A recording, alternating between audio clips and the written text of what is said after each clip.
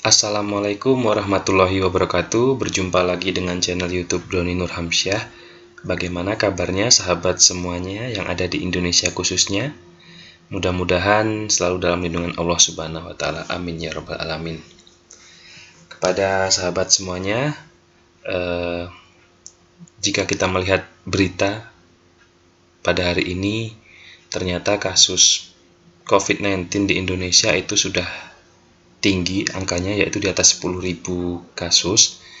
Nah, untuk itu marilah kita sebagai masyarakat mengikuti anjuran dari pemerintah untuk di rumah aja, untuk membatasi keluar dari rumah apabila memang tidak terlalu penting untuk keluar dari rumah. Nah, apabila memang sahabat semuanya memang diharuskan untuk keluar rumah, marilah tidak lupa untuk menggunakan masker agar sahabat tidak menjadi sumber penularan bagi orang lain ataupun sahabat tidak tertular oleh orang lain.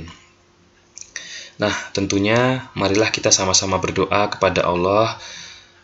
Mumpung saat ini sedang di bulan Ramadan, insya Allah lebih diijabah oleh Allah Subhanahu wa taala. Marilah kita berdoa kepada Allah agar pandemi COVID-19 di Indonesia ini khususnya cepat diangkat oleh Allah Subhanahu wa taala. Amin ya rabbal alamin. Nah, pada kesempatan kali ini alhamdulillah saya diberikan kesempatan untuk membuat video tutorial kembali. Nah, pada kesempatan kali ini insya Allah saya akan membuat video tutorial lanjutan dari video saya yang sebelumnya, yaitu kita akan membuat tutorial tentang uji Friedman menggunakan SPSS. Nah, ini merupakan uji lanjutan dari video saya yang sebelumnya. Nah, pada kesempatan kali ini, jika teman-teman sudah melihat video saya tentang uji repeated ANOVA, nah maka uji Friedman ini adalah lanjutan dari uji repeated ANOVA tersebut.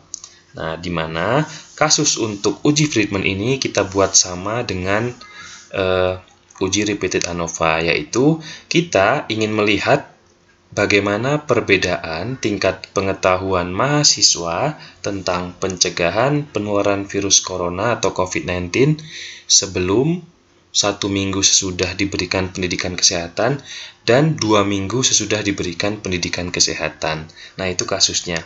Bisa dipahami ya sahabat semuanya. Untuk kasusnya ini memang sama dengan kasus yang saya buat pada uji repeated ANOVA pada video saya yang sebelumnya. Namun, ada perbedaan di syarat-syaratnya. Nah, untuk syarat uji Friedman, sahabat bisa lihat di sini. Yang pertama, itu sama dengan uji repeated ANOVA, yaitu harus terdapat lebih dari 2 kelompok data. Nah, pada kasus kita di atas, ini sudah terdapat 3 kelompok data, yaitu sebelum pendidikan kesehatan, 1 minggu sesudah diberikan pendidikan kesehatan, dan juga 2 minggu sesudah diberikan kesehatan. Artinya, ini syarat pertamanya terpenuhi. Kita cek syarat yang keduanya. Nah, untuk data itu harus bersifat numerik dan atau kategorik. Nah, untuk data pada kesempatan kali ini datanya bersifat numerik. Namun, kita lanjut ke syarat yang ketiga, yaitu data tidak berdistribusi normal, gitu ya. Data tidak berdistribusi normal.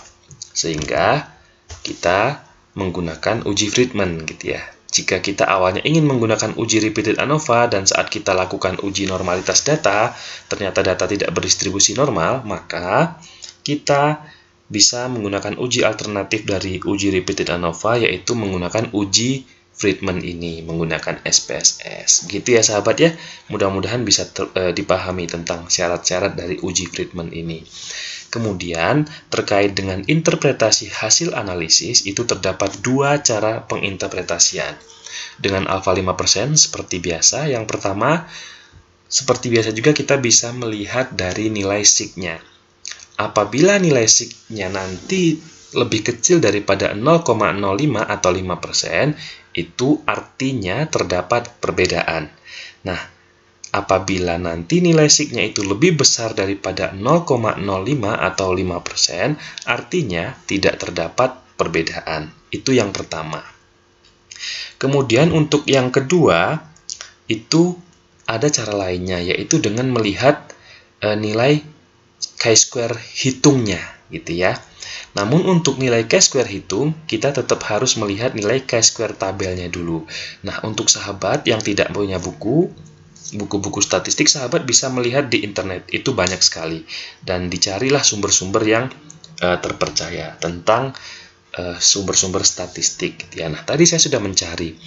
Karena data kita ini ada 3 data, jadi untuk menentukan nilai chi-square mana yang akan kita ambil, yaitu dengan df2, gitu ya. Jadi rumusnya adalah n-1, gitu. Nanti kita bisa lihat kenapa dia df-nya 2, kita bisa lihat nanti pada hasil outputnya. Nah, di sini saya sudah mendapatkan nilainya chi-square tabelnya, yaitu 5,991. Nah, caranya nanti apabila nilai chi-square hitung itu lebih kecil daripada ini, 5,991 ini, artinya tidak terdapat perbedaan.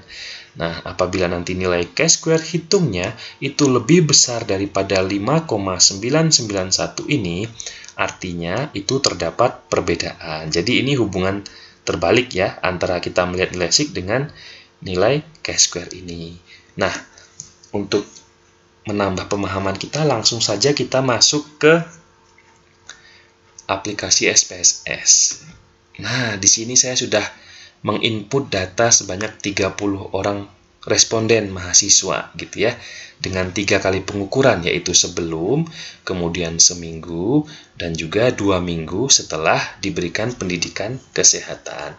Nah, terkait dengan cara penginputan data, apabila sahabat semuanya masih kebingungan untuk menginput data menggunakan SPSS, sahabat semuanya bisa melihat pada video saya yang sebelumnya. Nah, untuk berikutnya, pada kesempatan kali ini harusnya kita melakukan uji normalitas dahulu. Namun, ini tadi sudah saya uji normalitas sebelumnya, ternyata didapatkan bahwa distribusi datanya tidak berdistribusi normal, sehingga tepat kita menggunakan uji alternatif dari repeated ANOVA, yaitu kita menggunakan uji Friedman. Gitu ya sahabat ya. Nah, terkait dengan uji normalitas, apabila sahabat semuanya masih belum memahami tentang uji normalitas, sahabat juga bisa melihat pada video saya yang sebelumnya. Nah, langsung saja untuk mempersingkat waktu, bagi sahabat yang memerlukan tentang uji Friedman, sahabat semua bisa menuliskan di buku agenda sahabat, agar nanti ketika membutuhkan untuk uji Friedman, sahabat semua tinggal melakukan langkah-langkah berikut. Seperti biasa, langkah yang pertama kita klik di bagian Analyze. Kemudian setelah di bagian Analyze, kita klik bagian Non-Parametric Test. Ya, Analyze, kemudian Non-Parametric Test, kemudian Legacy Dialogues. Kemudian di bagian paling bawah yaitu Key Related Samples. Ya, silakan dicatat sahabat yang ada blok warna kuningnya, itulah langkah-langkahnya. Jika sudah, langsung kita klik. Nah, terdapat 2 kolom seperti ini. Yang di sebelah kiri ini kita pindahkan ke kolom sebelah kanan. Caranya sama, tinggal di blok saja, klik Ctrl, kemudian diklik ketiganya dipindahkan ke kanan. Nah, untuk di bagian eksak ini dibiarkan saja. Nah, di bagian statistik ini boleh sahabat klik deskriptifnya dan kuartilnya jika sahabat membutuhkan. Nah, pada kesempatan kali ini kita klik saja, kita checklist. Nah, kemudian karena kita akan melakukan uji Friedman, maka yang kita checklist pada bagian test type-nya adalah bagian Friedman-nya. Begitu ya sahabat ya. Oke, sangat mudah bukan? Jika sudah, kita langsung saja klik OK. Nah, maka akan muncul output seperti ini. Seperti biasa, untuk melihat output kita harus sistematis ya. Kita lihat dari sininya. N-par test itu adalah non-parametric test. Benar ya. Kemudian pada bagian deskriptif statistiknya, nah ini tadi yang kita checklist tadi terkait dengan deskriptif statistik. Di sini sahabat bisa melihat nilai-nilai yang ingin sahabat lihat. Contohnya, pada pengukuran sebelum diberikan pendidikan kesehatan dengan responden 30 itu rata-ratanya tingkat pengetahuannya yaitu 54,46 gitu ya. Dengan skor terendahnya misalnya 35, kemudian tertingginya adalah 75. dan juga seterusnya. Begitu ya sahabat. Kemudian setelah tabel deskriptif kita lihat, kita bisa melihat pada bagian tabel Friedman testnya, yaitu di bagian rank terlebih dahulu. Nah, di bagian rank ini kita bisa melihat ranking rata-rata mana sih yang paling tinggi tingkat pengetahuan dari ketiga pengukuran tersebut. Ternyata pada data yang kita uji pada kesempatan kali ini, ranking tertinggi itu terdapat pada pengukuran seminggu setelah diberikan pendidikan kesehatan, yaitu rata-ratanya itu 2,22 gitu ya sahabat ya. Kemudian diikuti dengan 2 minggu dan juga diikuti dengan sebelum diberikan pendidikan kesehatan. Nah, ini nanti bisa jadi salah satu bahan analisis ketika sahabat membuat karya akhir atau skripsi, tesis, dan sebagainya gitu ya. Nah, di sini saatnya lah kita tiba untuk menginterpretasi tentang uji Friedman-nya itu sendiri, yaitu di bagian tes statistik. Nah, tadi cara yang pertama adalah kita melihat nilai signya dulu. Nilai signya ternyata di sini adalah 0,034.